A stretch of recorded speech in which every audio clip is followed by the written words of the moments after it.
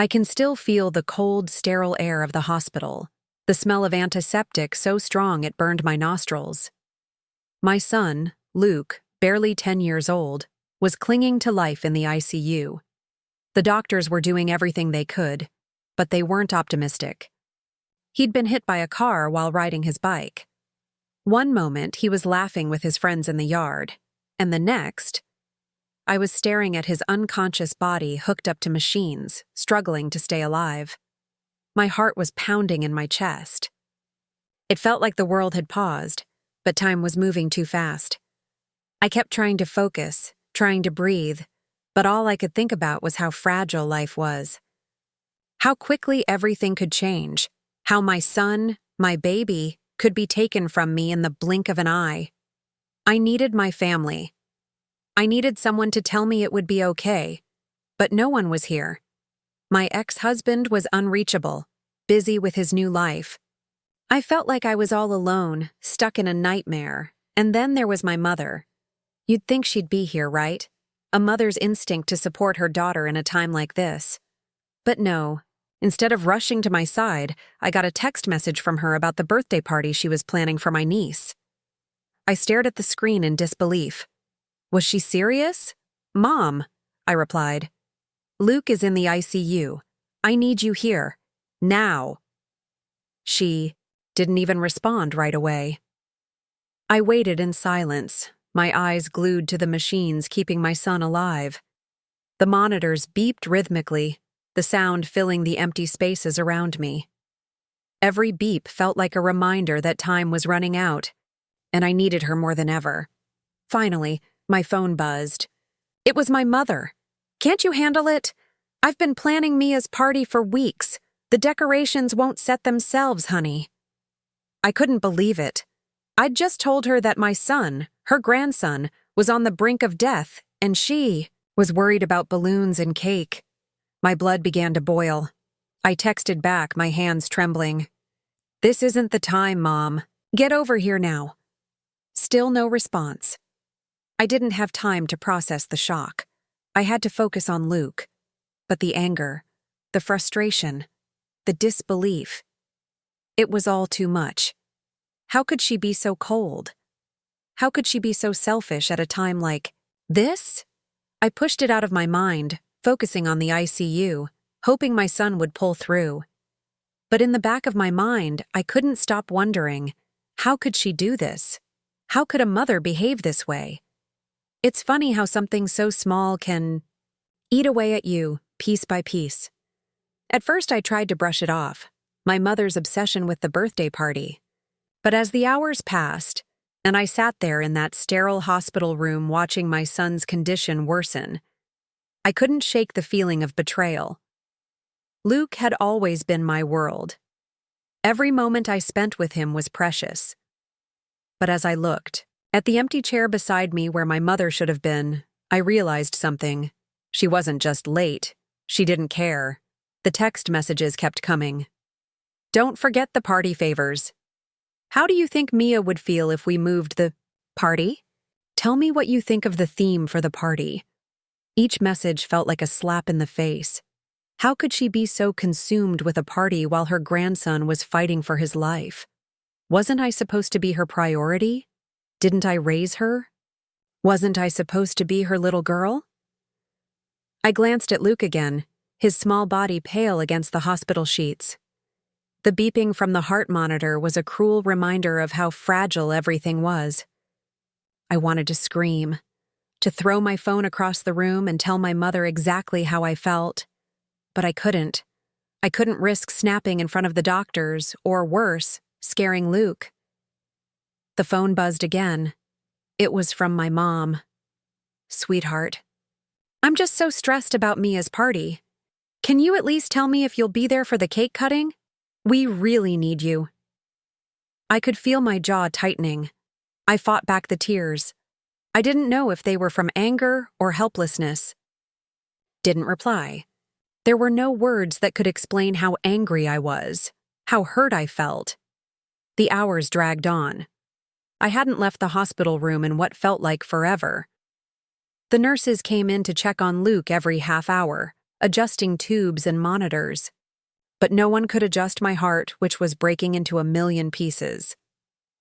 Then, around 7 p.m., I saw her.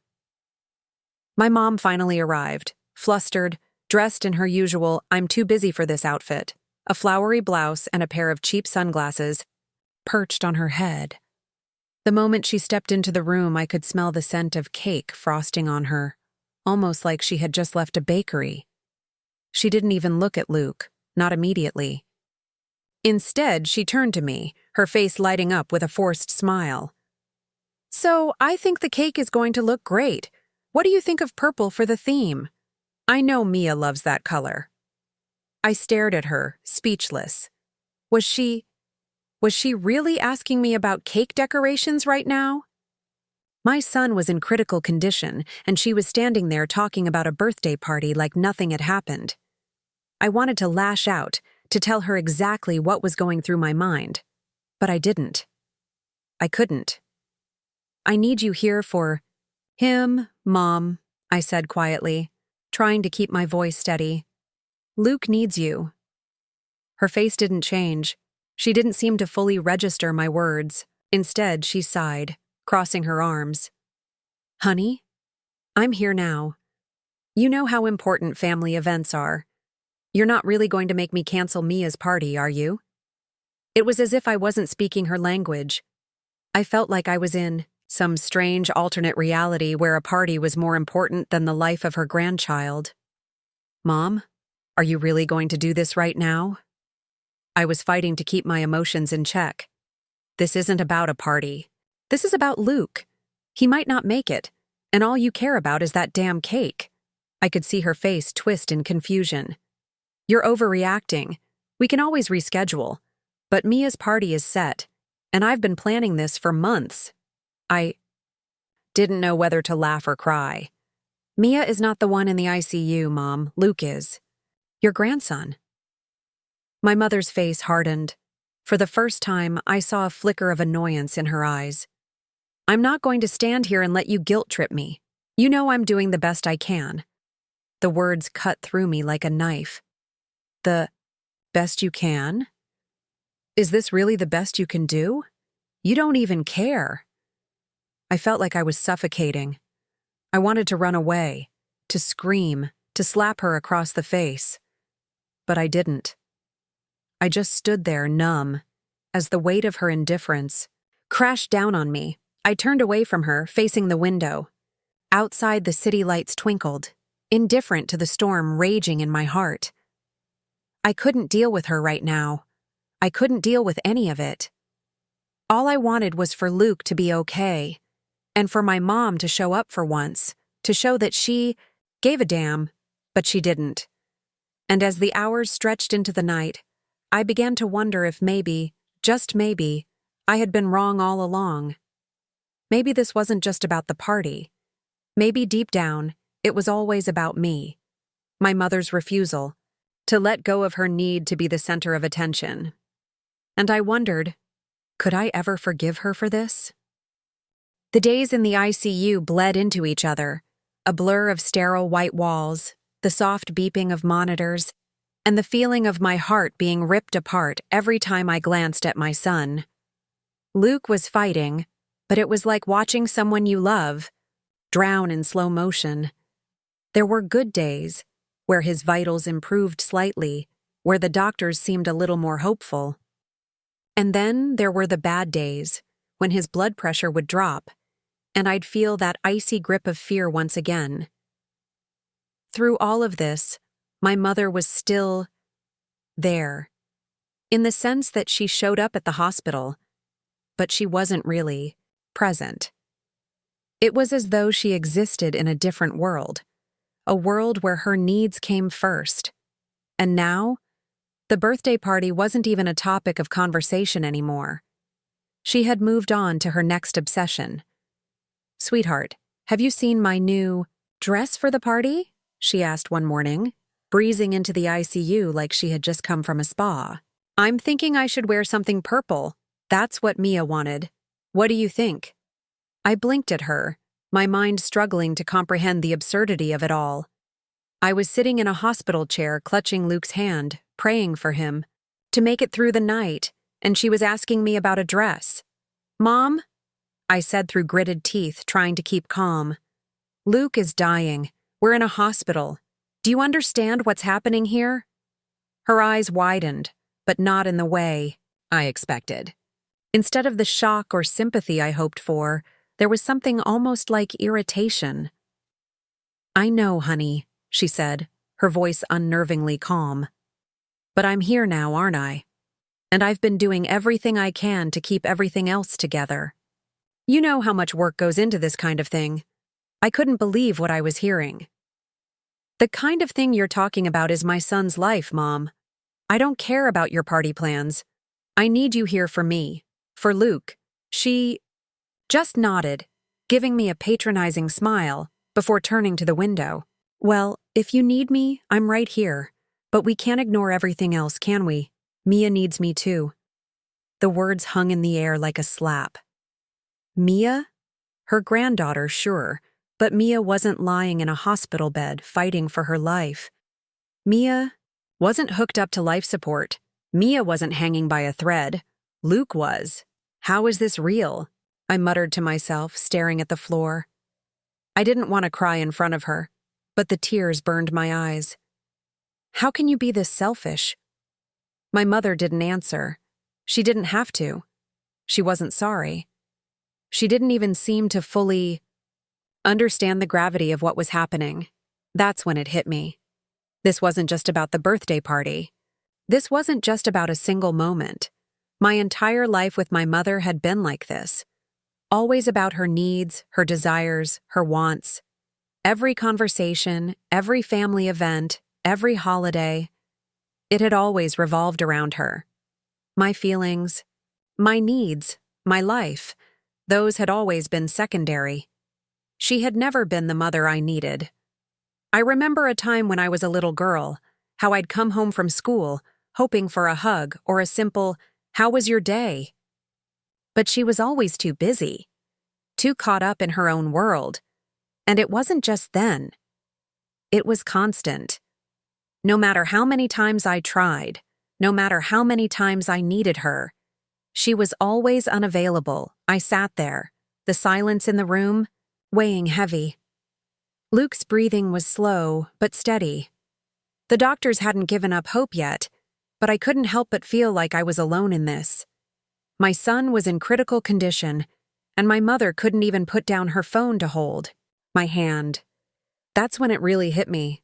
I wasn't just angry at her. I was disgusted. How could I keep pretending that everything was fine when she was clearly not interested in being part of my life, in my struggles? How many more times could I let her brush me off? Let her ignore me in favor of her own selfish desires? I was exhausted, mentally, emotionally, physically. But more than that, I felt a betrayal so deep I could taste it. But what could I do? I needed help, but I couldn't rely on her. Not now. Not ever again. And then, as if on cue, my phone buzzed again. It was my mother. "Hey, sweetie, don't forget to get the balloons for the party. Mia's favorite color is purple, you know. I need you to get them from the shop on 5th Avenue. You've been so busy with Luke. I'm sure you forgot." I looked down at my phone, staring at the words. And that's when the anger, the hurt, the years of disappointment and frustration all collided. I didn't know if it was the stress, the fear, or the years of buried resentment, but something inside me snapped. For the first time in my life, I realized I didn't need her approval. I didn't need her attention. And I certainly didn't need her to tell me how to live my life. Was done. It was a few days later when I learned something that completely shattered the already fragile image I had of my mother. I hadn't spoken to her much since the last argument, except for the occasional cold exchange at the hospital. I spent most of my time by Luke's side, watching him slip in and out of consciousness, hoping for a miracle. But that night, when the ICU was quieter than usual and the nurses were attending to other patients, I found myself sitting alone in the waiting room. I had no idea where my mother had gone. She had been gone for hours. probably off to enjoy a glass of wine and plan more party details. I was scrolling through my phone, looking for updates, when a strange text popped up. It wasn't from my mother. It was from an old family friend, Nina. I hesitated before opening it. Nina and I had been close when I was younger, but we had drifted apart over the years. She had always been someone I could trust. "Hey, honey. I know you're going through a lot right now, but I need you to know something about your mom. It's time you knew the truth, even if it hurts. I think you'll understand a lot more about why she's the way she is. Call me when you can." I stared at the message, my heart pounding. What did she mean? What truth? I knew Nina well enough to know that when she said something like this, it wasn't to stir up trouble. It was to protect me. After a moment of hesitation, I called her. My fingers trembled as I pressed the call button, my mind already racing with possible scenarios. What could Nina have to tell me that would change everything? "Hey, sweetie," Nina's voice came through, warm and comforting as always. "I'm sure you're exhausted, but you need to hear this. It's about your mother." I took a deep breath, bracing myself. "What about her?" There was a long pause before Nina spoke again, her voice more somber. "You've always known your mom as the woman who's too busy for anything, too focused on herself, too self-absorbed to care about anyone else. But there's more to it than that. It's not just that she's selfish. It's that she's been running from the truth for years." I felt my stomach tighten. "What truth?" Nina sighed. "Your mom has been hiding something from you. A secret that she's never told anyone. Something that's shaped who she is, how she behaves, and why she's always put herself first." I leaned back in the chair, my mind reeling. "What are you talking about?" "Your mom wasn't always like this," Nina began. "When she was younger, she was in a relationship with a man who wasn't good for her. Your father never knew about him. No one did. She was so in love with him. They were inseparable for years. But there was one thing about him. He was dangerous." I felt a cold shiver run down my spine. "Dangerous?" "Your mom never told anyone because she was ashamed. He manipulated her. He hurt her. He got her involved in things she didn't want to be in, things that hurt her emotionally. The truth is, he was a criminal. And your mom, she helped him. She made mistakes, big ones. But she didn't know how to get out. When she finally did, she buried the past so deep, she built this whole new life, one that didn't have to face the reality of what she'd done." I felt like the ground had been ripped out from under me. I couldn't breathe. My mother, my mom, had been involved with someone like that? Someone who had done such terrible things? And she had kept it all hidden from me, from everyone. Didn't know what to say, but Nina continued. "She's never forgiven herself for the things she did, for the choices she made. And she's been living with that guilt ever since. But it's also why she's so focused on appearances, so obsessed with creating this perfect, glossy life. She thinks if she keeps up this facade, maybe she won't have to deal with the past." Tears pricked at my eyes, but I forced them back. "So, all this time, all this selfishness, it's been because of her guilt?" Nina's voice softened. "It's not an excuse, sweetheart. It doesn't make her actions right. But it helps explain why she's the way she is, and why she's never really been able to be there for you, not the way you needed her." I felt like my world had just shattered. Every moment I had spent growing up, every time I had tried to reach out to her, had been tainted by this secret I had never known. She had carried this burden alone, pushing everyone away, including me. "I don't know what to do with this information," I whispered. "How could she never tell me? How could she keep this from me?" "I'm sorry, sweetie," Nina said softly, "but now you know. And maybe it's time for you to decide how to move forward. But just know, your mom is struggling in her own way. She's just never known how to ask for help." I hung up the phone, my hands shaking. The hospital room felt suffocating. I needed air. I needed to think. But how could I think with this storm raging in my chest? I looked over at Luke, his tiny fingers twitching in his sleep. I had no idea what to do next. My heart ached for him, for everything he had been through. And now, I realized, my heart ached for my mother too.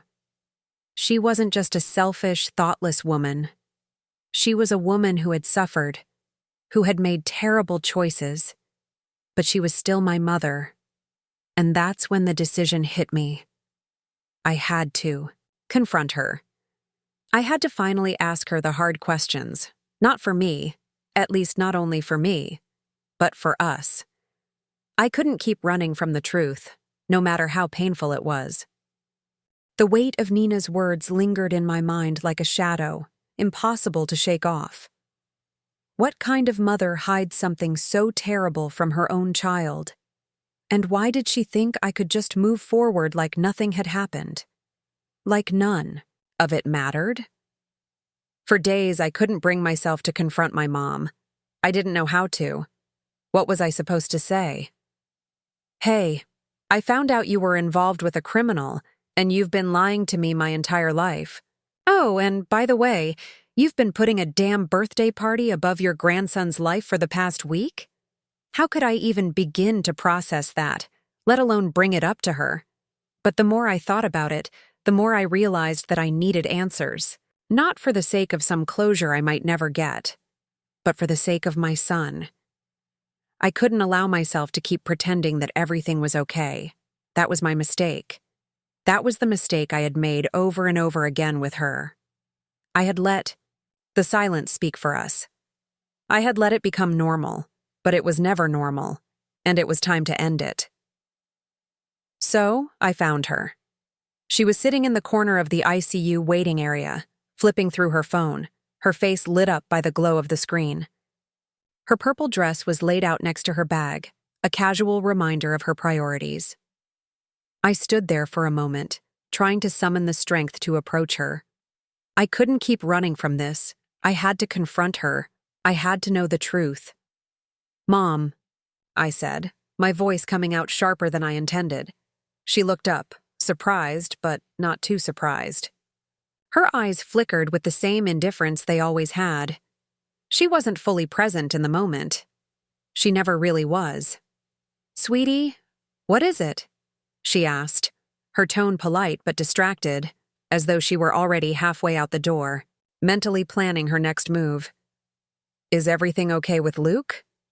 "Everything is fine," I said, my chest tightening, "but we need to talk." The words hung in the air between us. She didn't respond right away, her fingers still typing absent-mindedly on her phone. She didn't seem to realize how much this conversation was about to change everything. "Mom," I repeated, my voice firmer this time. "We need to talk. Now." She finally put the phone down and raised an eyebrow. "About what, honey?" "I've been here all day. This isn't about you being here, Mom. This is about something you've been hiding from me for years." Her face froze. I watched her shift in her seat, her posture straightening, but she didn't speak. The silence between us felt like an eternity. I could feel my heart racing, but I pushed forward. "I know about him, Mom. I know what you did. Her." Eyes widened for a fraction of a second before she forced herself to regain control. She didn't say anything at first, but I could see her face tighten, like she was trying to hold something back. I wasn't sure if it was guilt or fear. "Doe." "You?" she finally asked, her voice cool and controlled. "I don't know what you think you know, but it's all in the past, sweetie. There's no reason to dredge up old wounds." "No reason?" I shot back, my voice trembling with anger. "You didn't think it was worth telling me? You didn't think it would affect me to know that the woman I've been calling my mother was involved in things like that?" She looked away, her eyes darting to the floor. "It wasn't like that. I did what I had to do. You wouldn't understand." "Maybe I wouldn't," I said, taking a step closer to her. But what about me? What about the years you've spent ignoring me, putting everything else before me? What about Luke? Do you think I'm just going to sit back and let you act like none of this matters? For a moment, I thought she might actually apologize. I thought she might finally admit the truth. But instead, she sighed, running her fingers through her hair in frustration. "I never wanted you to know," she muttered, almost too quietly to hear. "You wouldn't have understood.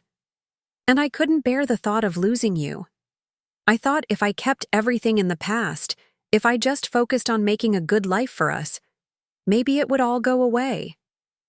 You chose to bury it, Mom. You chose to walk away from us. You think I didn't notice? You think I didn't feel your distance? Your lack of care all these years?" She was silent, her eyes downcast. I had never seen her like this, so vulnerable, so defeated. It wasn't the image I had of my mother. She had always been the one to put on a facade, to act like everything was under control. But now, in this moment, I saw her for who she really was, a woman weighed down by guilt and shame, too afraid to face the damage she had caused. "I wasn't trying to hurt you," she whispered. "I just couldn't handle it. I couldn't handle everything falling apart. So I shut you out. I shut everyone out." The pain in her voice was almost unbearable. It was the first time I'd ever heard her sound so broken. But even as I felt a pang of sympathy for her, something inside me hardened. "And that's why you've been so cold. That's why you've been so selfish." "I didn't mean to be," she whispered. "I didn't mean to make you feel like you didn't matter. But I didn't know how to fix it. I didn't know how to fix me." There it was, the truth. The truth I had been waiting for, even though it didn't make anything easier. My mother had never truly been present. And it wasn't just because of a birthday party. It was because of her own unresolved demons, the guilt that had eaten away at her for years. And as much as I hated to admit it, part of me felt sorry for her. But there was another part of me that knew I couldn't keep allowing this to go on. I had to make a decision. I couldn't keep forgiving her for things she wasn't willing to confront. Not for me, not for Luke. "Mom," I said, my voice breaking, "I can't keep doing this. You can't just keep pretending everything is fine. You can't pretend to care about us and then turn around and ignore everything that matters." Her eyes filled with tears, but she didn't speak. She just sat there, her head bowed in shame. I could feel the weight of everything, of all the years, all the moments of neglect, all the unspoken words pressing on both of us. I had to leave. I had to make space for my own healing, for my son's healing. "I don't know what's going to happen, Mom," I said, stepping back. "But I can't keep pretending that everything is okay. I need you to decide if you're willing to change, or if I have to move on without you." I turned and walked away, feeling the heavy weight of the decision I had just made. The road ahead wasn't going to be easy, but for the first time in a long time, I felt like I had control. I wasn't going to let her or anyone else hurt me anymore. I didn't sleep much that night. It wasn't just because of the exhaustion of the past few days. It was the weight of everything that had happened. The conversation with my mom had left me feeling numb, like I had just torn down a wall I didn't know I was hiding behind. I had made a choice, a painful one, to finally confront her and demand the answers I needed. And while it had felt necessary, it had also left a hole in my chest, a sense of finality. I couldn't keep living in this toxic cycle. I couldn't keep letting her pull me back in with false promises, only to push me away again when things got hard. She had made it clear that her guilt, her past, and her inability to face her demons would always come first. And I wasn't going to let that destroy me any longer. Luke's condition was still precarious. Every day I was waiting for the call, for the moment when the doctors would come in and tell me the news, good or bad. But something had shifted inside me. I wasn't just waiting for him to recover. I was also waiting for me to recover, to let go of the hurt my mother had inflicted on me, to stop waiting for her to become the mother I had always hoped she would be. And then, it happened. I had gone into the cafeteria to grab a coffee, trying to push some of my thoughts out of my head. The stress had been unbearable, and I was starting to feel the cracks in my own mental state. But when I returned to the ICU, I found her waiting for me by Luke's bedside. My heart sank. The air in the room grew heavy, thick with tension. She had been sitting there for a while, her hands folded neatly in her lap, her eyes focused on the floor. But when I entered, she looked up at me, and I saw something I hadn't seen before. A flicker of vulnerability.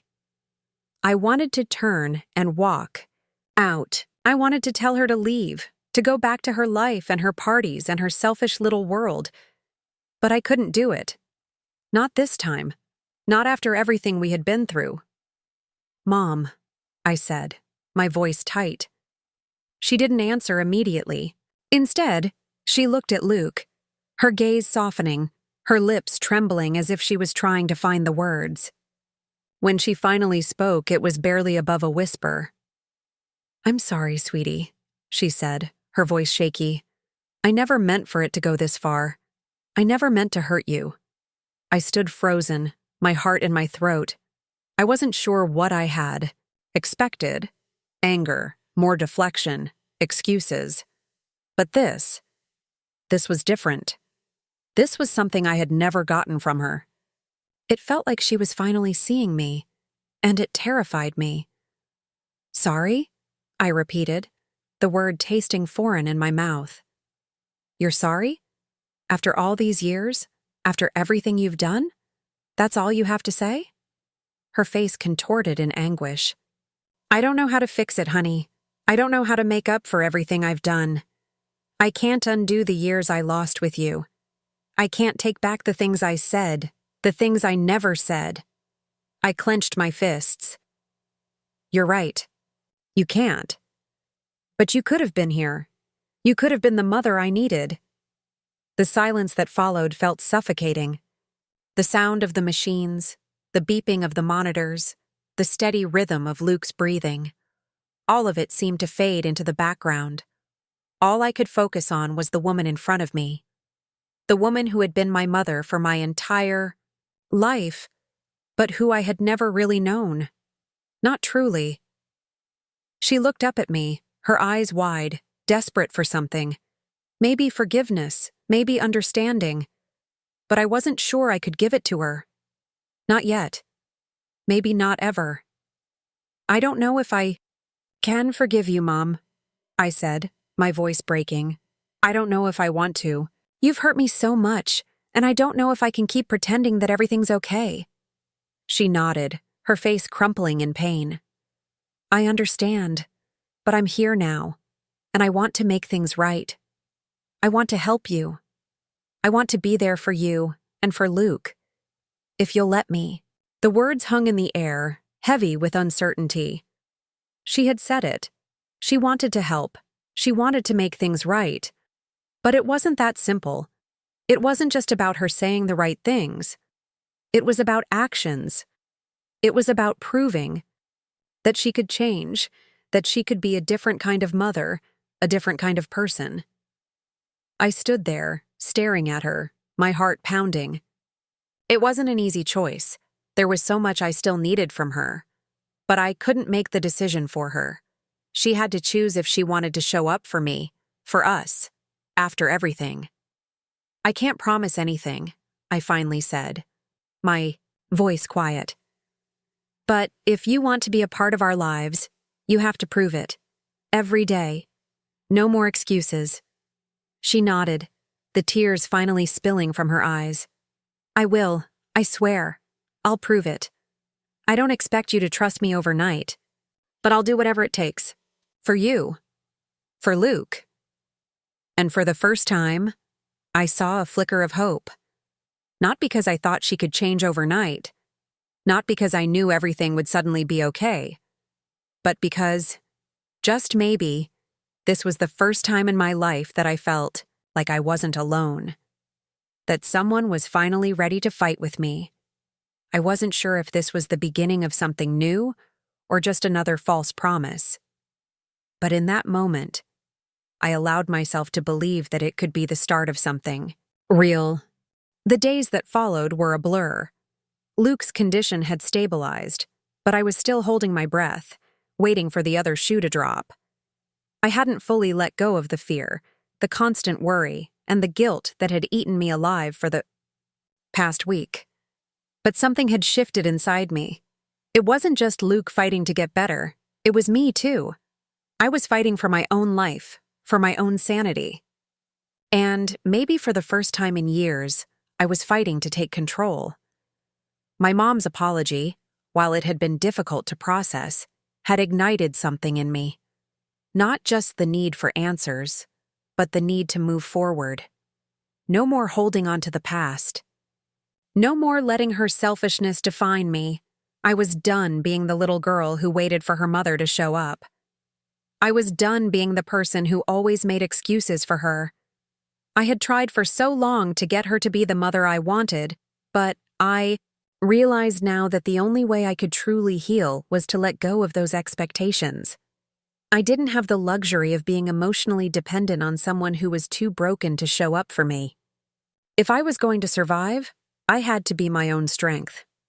One morning, I sat beside Luke's bed, watching the way the sunlight filtered through the blinds, casting soft shadows across his small face. He looked so peaceful, so innocent. And in that moment, I made a promise to him, to myself.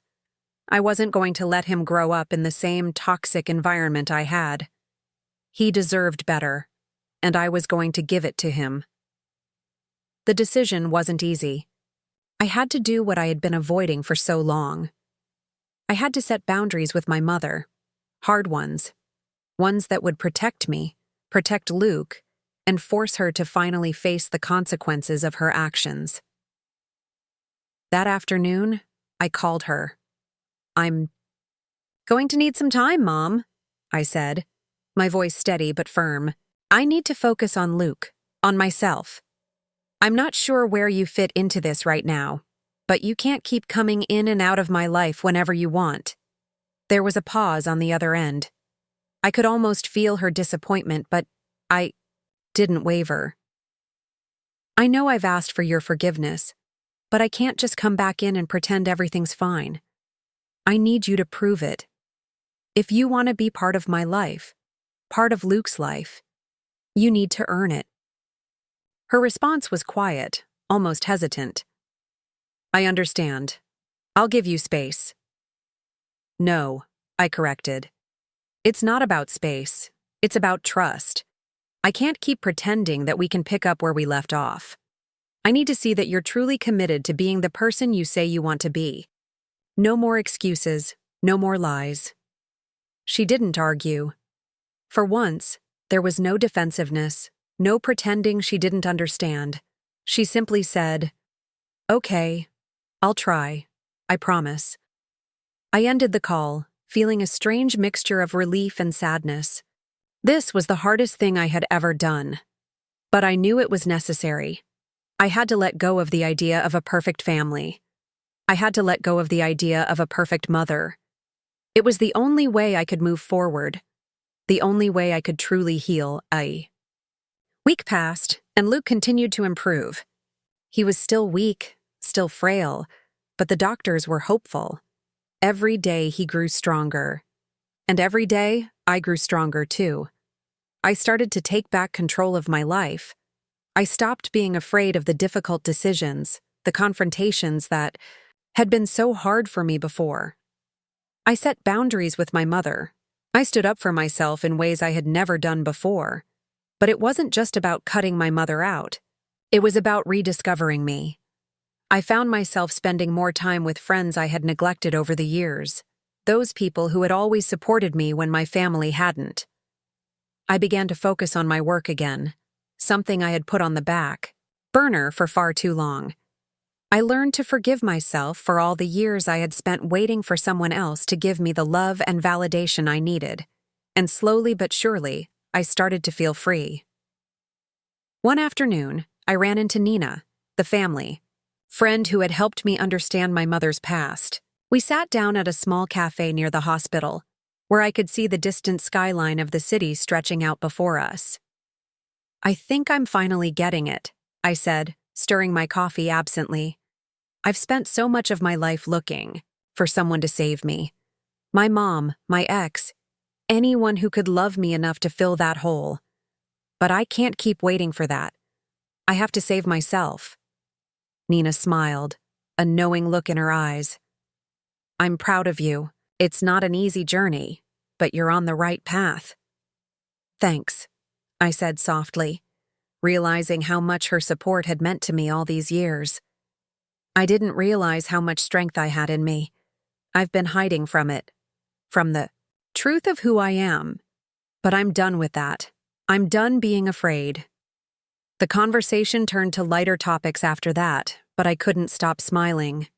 I had done the impossible. I had started to rebuild my life, piece by piece. And while it wasn't perfect, it was mine. I could finally breathe. But there was still one more thing I had to do. One last confrontation. A few days later, I went to the hospital to check on Luke, and when I arrived, I found my mom sitting by his side. She was holding his hand, her eyes brimming with unshed tears. I stood at the door watching her for a moment before walking in quietly. "I didn't expect to see you here," I said, my voice calm but firm. She looked up, startled. "I'm sorry, I just wanted to be here for him." "Good," I said, walking closer. "But you have to be here for me, too. Not just when it's convenient. Not just when you're ready. I need you to show up every day." Her face softened, but there was something else in her eyes. A vulnerability that hadn't been there before. "I'm trying, sweetheart. I really am. I know I've messed up, and I know I can't undo the past, but I'll keep trying. For you. For Luke." I stared at her for a moment, weighing her words. I didn't know if I could ever fully forgive her. But maybe, just maybe, there was room for something new, something different. "I'll be here too," I said quietly, my voice steady. "But only if you can show me that you mean it. I'm not going to be the person you've always expected me to be. I'm going to be me." And for the first time in years, I felt like I was truly free. It was strange, sitting there in that hospital room, watching my mother by Luke's side, trying to be present. The past few weeks had been a whirlwind. Luke's recovery, my newfound strength, and the slow, painful process of confronting everything I had buried for so long. But sitting there, watching my mom, something clicked inside me. This wasn't about me seeking revenge anymore. It wasn't about hurting her or making her feel the weight of everything she had done. It was about me taking back my life and letting go of the anger that had defined me for too long. I had spent so many years building my life around her. Her approval, her love, her validation. I had tried so hard to force a relationship that wasn't meant to be. But now, I had finally accepted the truth. I was not her burden to fix. I was not her responsibility to carry. And that was the ultimate revenge. I didn't need to tear her down. I didn't need to make her suffer the way I had, because in the end, the best thing I could do for myself, and for Luke, was to break free from the toxic hold she had on me. As I sat there, the sound of the machine steady and rhythmic, I felt a strange peace settle over me. I wasn't angry. Anymore. Not really. What was the point? The anger had eaten at me for so long, had clouded my ability to see clearly. But now, I had clarity. I could see things for what they truly were. I looked at my mom, still holding Luke's hand, tears gently falling from her eyes as she whispered something to him. There was a vulnerability in her I hadn't seen before. For the first time, she wasn't the woman who refused to acknowledge her faults. She wasn't the mother who had pushed me away for years. She was just a woman who had messed up. Who had hurt me, yes, but who was also hurting herself. I knew it wasn't enough to just forgive her. The damage was done. The years of neglect, of selfishness, it couldn't be erased. But maybe, just maybe, I could allow myself to move forward. I didn't need her approval anymore. I didn't need her to tell me she loved me in the way I wanted to hear it. I had learned to love myself, to heal on my own terms. I stood up, walking over to Luke's bed. My mom looked up, startled, her face full of regret. "I'm sorry, sweetheart," she said, her voice breaking. "I should have been there for you.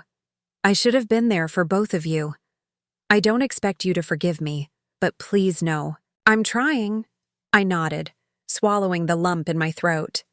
"I know, Mom, and I'm sorry too, for all the things I never said, for holding on to anger for so long." She reached for my hand, but I gently pulled back, not out of anger, but out of necessity. "Mom," I said softly, my voice steady, "I need to move on. Not just for me, but for Luke. I can't keep waiting for something I'll never get. And I don't think you can give me what I need anymore. Not in the way I want it." She nodded, the tears falling freely now. "I understand. I've ruined so much and I can't fix it. I know that now." I didn't want to see her cry. I didn't want to feel pity for her. I had to keep my distance for my own well-being. "I'm not going to push you out of my life, Mom, but I can't let you back in until you truly change. Until you show me that you're willing to put in the work, that you're willing to show up, not just when it's convenient, but every day." She took a deep breath, her face crumpling with the weight of her emotions. "I'll try, sweetheart. I will. I promise." But I couldn't rely on promises anymore. The years of waiting for promises that never came had taught me the hard way. What mattered now was action. Words were easy. Actions spoke louder. And in that moment, I knew that the ultimate revenge wasn't tearing her apart or making her feel what I had felt.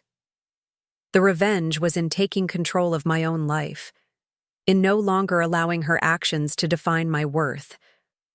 The revenge was in choosing me. With that realization, I walked away from the hospital room, leaving the past behind me. Weeks later, Luke was finally discharged from the hospital, his strength growing each day. It wasn't a perfect recovery, but it was progress. As I held him in my arms, feeling his small body relax against mine, I knew I was on the right path. He was my priority now. I wasn't going to let anything or anyone get in the way of that. Had finally freed myself. My mom and I spoke from time to time. She still tried to reconnect, to show me she was changing. But I had made my peace with the fact that I couldn't rely on her to be the mother I always wanted. I couldn't force her to change. All I could do was take care of myself and my son, and build a life we both deserved. The ultimate revenge had been finding the strength to move forward without the weight of my past holding me back. I had let go of the anger, let go of the need for validation, and most importantly, I had let go of the idea that anyone else could save me. I was the only one who could do that. And as I looked down at Luke, who was finally smiling again, I knew that the future was mine to shape. No one else could define it.